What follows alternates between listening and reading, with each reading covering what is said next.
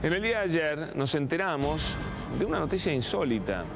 Un cura acusado y condenado por violación, por diferentes hechos de violación, de abuso sexual en general, que es hoy la figura que engloba con acceso carnal, sin acceso carnal, pero una serie de hechos muy graves que cometió este cura, José Antonio Mercado, que era párroco en Pacheco, en el partido de Tigre, había insólitamente quedado en libertad. Estaba preso en la unidad 41 de Campana, insólitamente recupera la libertad. Y la gran pregunta es cómo puede ser. No pasaron 14 años desde que fue condenado. ¿Por qué Mercado recupera la libertad? Recordemos que estas violaciones son violaciones agravadas porque en muchos casos fueron sobre jóvenes que dependían de Mercado porque estaban en un hogar, alojados, en un hogar que regenteaba, que manejaba Mercado, con lo cual es una figura de violación agravada porque no solo es una persona que viola a un menor, sino es además alguien a quien le han confiado la custodia, la guarda de ese menor. Está con nosotros Mariana Zárate, que es abogada. Ella representó a gran parte de los damnificados por estos abusos sexuales de este cura. Doctora, bienvenida, ¿cómo le va? ¿Qué tal? Buenas tardes. La pregunta es ¿cómo puede pasar esto? Bueno, la verdad que sorprendió un montón, desde la misma lógica de cualquier ser humano, ¿no? El tribunal lo que hizo fue tomar una de las declaraciones de los 5 víctimas, en la cual él dice que los hechos comenzaron en el año 2000 y por eso aplican la 24390, que es la ley 2x1. Para todos los hechos. Para todos los hechos. Inclusive para una causa acumulada que es del menor más chico de ellos, en las cuales con claridad de su testimonio sugiere que fueron los hechos en el 2004 y 2005. ¿Usted cree que miente este damnificado que habla? No, por supuesto que no. Lo que nosotros consideramos, y por eso es que interpusimos recurso de apelación, es que la ley 24390 no es aplicable porque la mayoría de los hechos... La ley del 2x1 estuvo vigente ¿hasta qué año? Hasta el 2001. Hasta el 2001. En el 2001 no existe más No existe más la 2x1. Y inclusive para poder aplicar la ley 2x1 tienen que existir muchos requisitos. Digamos, doctora, ¿no se puede aplicar solo para el caso que fue en el año 2000? Lo que pasa es que la condena es única, digamos, la pena fue única por la regla de acumulación de causas. Y a su vez aplicaron un criterio de acumulación de delitos, digamos, de muchos delitos, porque fue una reiteración que se llama concurso real. Según lo que prescribe nuestro Código Penal, cuando existe un concurso real, porque los hechos son independientes, las penas se suman. Nosotros en realidad queríamos un juicio oral y nuestra pena en expectativa llegaba a los 40 años en realidad. Nosotros queríamos realmente justicia, nosotros no queremos castigo. Primero queríamos que la verdad se sepa.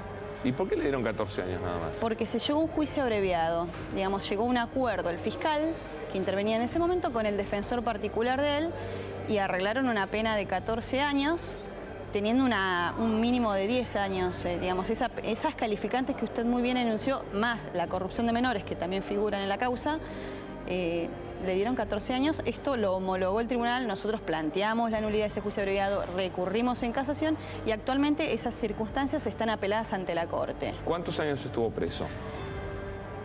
Y es una manera de decir, porque él estuvo con arresto domiciliario en un monasterio y bueno, por no cumplir las reglas de conductas después fue alojado en un penal. Hubo 3 años que digamos, bueno, estuvo como con arresto domiciliario y después fue alojado en un penal. ¿Y en el penal cuánto estuvo? Estuvo hasta ahora, hasta el 18 de marzo. ¿Pero cuánto tiempo? Y son casi 5 años. ¿De una pena de 14? Sí, de una pena de 14. Ahora lo escarcelan, porque la causa sigue apelada, con cumplimiento de pena, según la consideración del tribunal. ¿Qué significa eso? Que la pena ya está cumplida. ¿Por aplicación del 2x1? Por aplicación del 2x1 en hechos que son independientes y que se tendría que haber tenido otro criterio de aplicación para este caso tan especial. Cuéntenos cómo fueron los hechos, por supuesto no vamos a nombrarlo a las víctimas. Existía un hogar de menores. ¿Dónde? En la localidad de López Camelo, en Ricardo Rojas, que este hogar pertenecía al Obispado de San Isidro y eran conducidos por este... ¿Dónde queda?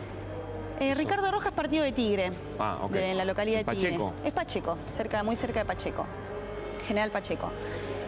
Bueno, este sacerdote había inaugurado este hogar. ¿Lo armó él? Lo armó él, también puso un colegio, puso un apoyo escolar, que era como un circuito donde los menores estaban. En ese hogar había alrededor entre 30 y 40 menores, todos menores de 18 años.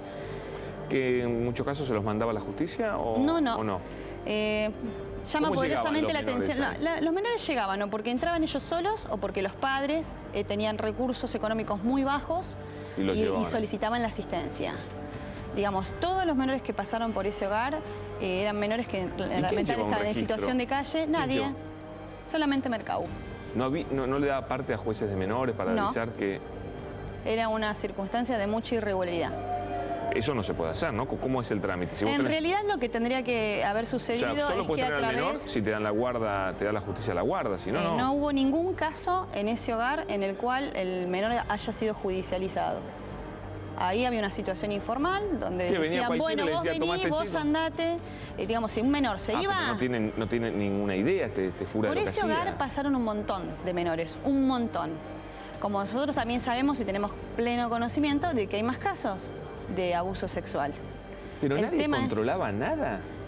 Lo que pasa es que la forma de ser del sacerdote, él era muy autoritario y posiblemente lo que haya sucedido es que se haya confiado demasiado en él y la persona que más lo ayudaba era su hermana, Justa Mercau, que es el lugar donde él está viviendo hoy, que es en el pleno centro de San Isidro. Ella era psicóloga social y bueno, entre ellos dos, más algunos maestros que pertenecían a la escuela, era como que controlaban toda la situación de que ¿Y manejaban ahí un hogar donde los chicos qué hacían? Los chicos iban a la escuela, al apoyo escolar, a veces eran conducidos a misa y después se mantenían en el hogar. El hogar era una casa que tenía 2 plantas, tenía pileta, tenía un lugar donde había una mesa de pool, digamos. El atractivo para aquel menor que no tenía bienes, que no tenía acceso económico, era bastante importante. Digamos, esa era la modalidad de él, digamos. Yo te brindo esto, buscaba la manera de ganarse su confianza y bueno, después iban sucediendo un montón de cosas. No, y después iba en forma progresiva, iba abusando de una manera, de otra, y en 2 casos se llegó al acceso carnal. Todo tipo de prácticas sexuales, ¿eh?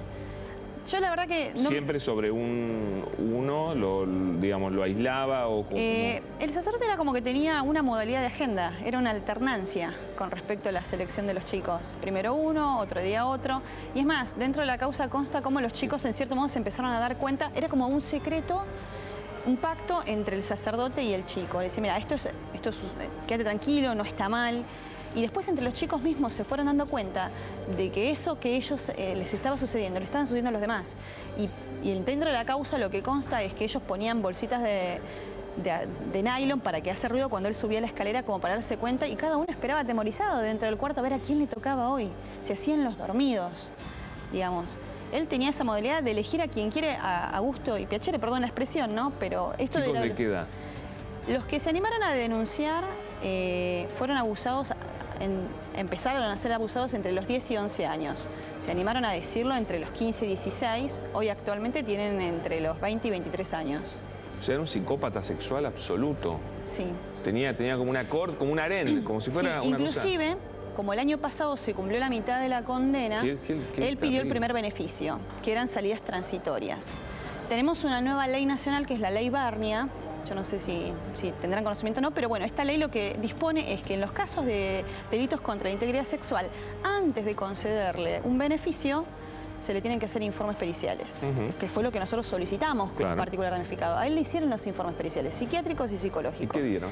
Dieron que él es una persona negada, digamos que hasta el día de hoy sigue negando lo que sucedió y que cuando se anda sobre esos hechos, él tiene un criterio muy impulsivo y que en cierto modo puede tender a la reiteración.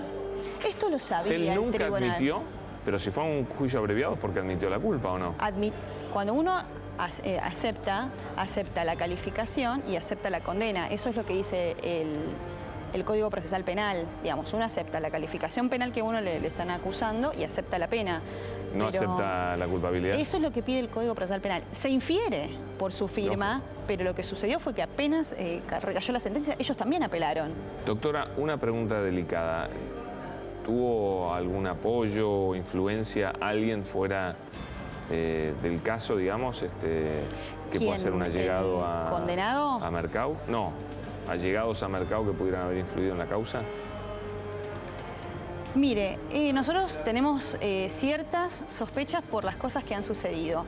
Conjuntamente con lo que es la demanda penal, también se inició la demanda civil, que no la llevo yo adelante porque yo soy abogada penal. La demanda civil era por una suma importante en la cual los demandados eran el obispado y el sacerdote. El obispado llegó a hacer una oferta en un acuerdo en donde a los chicos se les hacía un pago en 3 partes y ese acuerdo se llegó a hacer una reducción del total del monto si ellos hacían público como un pedido de perdón. Este pedido de perdón sucedió en el mes de diciembre. El monseñor Ojea Quintana salió a pedir perdón, fue a la parroquia de López Camelo a pedir perdón. Estos 3 pagos se hicieron en el mes de diciembre, febrero y marzo. El último pago se hizo el 12 de marzo. El 18 de marzo salió en libertad. Los chicos se sienten totalmente indignados porque esto no estaba dentro del acuerdo. Ellos piensan que por haberle pagado a los chicos ya está. Y no es así. No es así. Todos los chicos piensan esto. Ellos reclamaron pero, patrimonialmente... el acuerdo civil no tiene nada que ver con las medidas que tomen los jueces penales.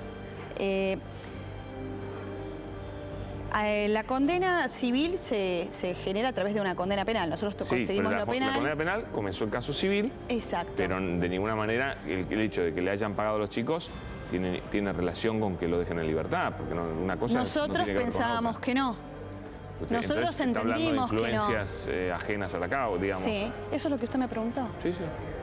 Esa es la lectura que los chicos tienen. Okay. Los chicos no lo podían creer. Esta circunstancia del 2x1 jamás se presentó en la causa. Lo que siempre sucede cada vez que hay un movimiento raro en la causa fue muy larga porque siempre hizo presentaciones que el código en cierto modo habilita al solo efecto de dilatar porque nunca quisieron ir a un juicio oral. Nosotros hasta el día de hoy ante la Corte pedimos un juicio oral. ¿Está en condiciones de volver a ser cura? Él sigue siendo sacerdote. Sigue siendo sacerdote. Sigue siendo sacerdote. ¿Y qué tiene que pasar para que no lo sea? Un proceso canónico. Desde el obispado nosotros nos informaron que la causa en el mes de agosto del año pasado se había mandado al Vaticano. Pero nosotros no tenemos ninguna constancia de que él, ese proceso canónico haya sido... ¿Pero le consta que está ejerciendo su sacerdocio ahora? No, la investidura él no se, digamos... Este señor es muy peligroso. No se pone una camisa con lo que se ponen todos los curas, eso no se lo pone. Pero dentro de los informes que él dio, dijo que él tiene intenciones de seguir siendo sacerdote. ¿Usted cree que es un hombre peligroso? Sí. ¿Que puede volver a abusar de menores? Los informes periciales y psicológicos lo dicen. ¿Es un violador? Es un pedófilo. ¿Violador también? Sí. Es un pedófilo. Él busca, selecciona a la víctima, busca la manera de ganarse la confianza y después abusa sexualmente de ella. ¿Qué más dicen las pericias psiquiátricas? No, cuentan su historia, más que nada que, en cierto modo, se presenta como toda persona que está privada de la libertad, se presenta con ganas de demostrar que está en condiciones de incluirse al medio social, pero al momento de hablar sobre el hecho, la negación es lo primero que aparece. Él no asumió el hecho y ese es el primer indicador de que, en cierto modo, la conducta de él va a volver a ser la misma si el hecho se sigue negando. ¿Usted tiene estimado cuántas víctimas podría haber habido de Mercado? Tenemos noticia cierta de que existen 3 víctimas más, pero no se animan a denunciar. ¿Pero por cuántas fue condenado? Por 5 víctimas. Por 5 víctimas fue condenado. En esta causa, por 5 víctimas. Hubo una causa más que fue anoticiada en el equipo diocesano de drogadependencia, que se avisó al obispado, pero no sabemos qué fue lo que sucedió con la causa. ¿Pero había drogas? ¿Tenía que ver con drogas? No, era porque un chico consumía estupefacientes y bueno, dentro de lo que era su recuperación pudo llegar a relatar ante la psicóloga que intervenía en aquel momento lo que le estaba sucediendo dentro de ese hogar. Y en este caso habría muchos más chicos que no se animaron nunca a hacer ninguna denuncia. Existen chicos. ¿Son todos de la zona, de por ahí? Son todos de ese barrio. Ese barrio es un barrio muy humilde. En Pacheco, ¿cómo se llama de vuelta el lugar? López Camelo está muy cerca del barrio Ricardo Rojas, son 2 barrios y los chicos son todos de barrios humildes de esa zona. Qué barro, qué peligro, ¿no? Más preocupante es que utilicen una ley, primero que no está vigente y segundo que digan que es vigente cuando sabemos perfectamente que los hechos son independientes. Totalmente. No me pueden decir que existe un delito continuado, perdón la expresión, cuando hubo diferentes coitos con diferentes víctimas. Es una locura pensar en eso. Claro, y además meten todos los casos en uno y como a uno le cabe el 2x1, va 2x1 para todo el resto. me parece una Primero locura. no estamos conformes con esa condena. Primero porque no hubo Sí, la juicio oral. condena es baja. Los chicos esperaban el juicio oral ¿La contar máxima todo cuál lo que es? sucedió. Nosotros, la máxima es 50. Nosotros teníamos una pena expectativa de 40. Le dieron 14. Le dieron 14. Claro, es Imagínese, dividiéndolo en 5. 14 años por 5 violaciones. Sí, por 5 víctimas que fueron violadas en forma reiterada. No fue una vez. No, Eran violaciones reiteradas. exacto. De diferente modalidad, como lo dijo usted. A veces abuso sexual simple, Sí. a veces Es abuso sexual. ¿no? abuso sexual con práctica de sexo Siempre oral. agravado. Y en Siempre dos agravado casos, sí. porque era contra un menor Y porque es siendo sacerdote. él sacerdote y siendo además... Y así consta en la causa, ¿eh? Eso Ah. consta todo en la causa. Pero los jueces, ¿qué hacen los jueces? No se entiende qué hacen. Yo calculo que lo tendrán que explicar en algún momento. ¿Quiénes son los jueces? ¿Los quieren El nombrar? Tribunal Oral 7, que es el que intervino cuando San Isidro. de San Isidro, cuando se homologó la sentencia, el juicio abreviado y que concedieron la libertad por cumplimiento de pena, está integrado por los doctores Lavenia, Tisato y Coelho. 2 juezas y un juez. La verdad que si ellos quieren explicar por qué en este caso dieron tan poca pena, un caso tan grave, tan terrible, yo encantado los escucho. Pero teniendo su testimonio y lo que uno sabe de este caso, este fallo es insólito. 14 años. Ellos en su resolución hacen una breve reseña, un fallo plenario con respecto a la aplicación 24390. El tema es que cada caso concreto, en su particularidad, tiene determinadas circunstancias. Acá hay una causa acumulada que claramente es de posterior al 2001. Y con respecto a eso no se expidieron. No se expidieron con respecto a los demás hechos. Me dijeron que fue continuado. Así, con esa denunciación nada más, no me dijeron por qué es continuado. Porque a mí en ningún momento me dijeron que es una privación ilegítima de la libertad. Yo la verdad que no logro entender cuando ellos homologaron un acuerdo con un concurso real donde hechos independientes en 5 víctimas de repente me aparecen con esta circunstancia, con este criterio de interpretación. Llama muy poderosamente la atención. La verdad que sí. Doctora Zárate, gracias por contarnos No, gracias esta a historia. Muy amable. Gracias.